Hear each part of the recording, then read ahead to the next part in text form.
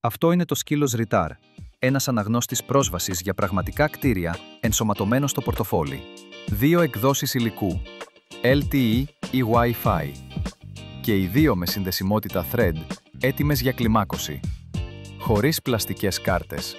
Χωρίς κωδικούς που πρέπει να απομνημονεύσετε. Απλά αγγίξτε με το Apple ή το Google Wallet.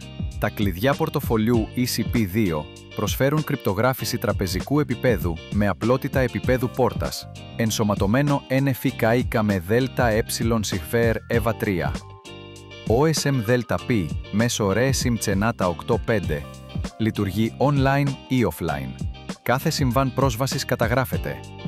Το firmware αποστέλλεται over the air με ασφάλεια και ταχύτητα. Εκδώστε κάρτες επισκεπτών που λήγουν σύμφωνα με το πρόγραμμα. Ακυρώστε με ένα κλικ.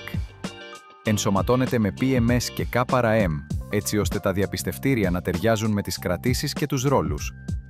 Ασύρματη ενδοεπικοινωνία QA Concierge για τις συνήθεις αφίξεις και συνδέσεις με συστήματα βίντεο.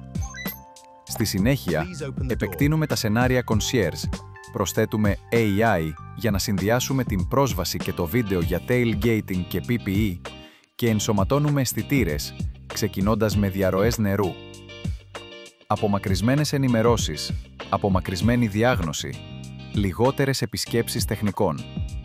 Έχει σχεδιαστεί για πραγματικές λειτουργίες. Πρόσβαση χωρίς περιορισμούς. Ασφάλεια χωρίς συμβιβασμούς.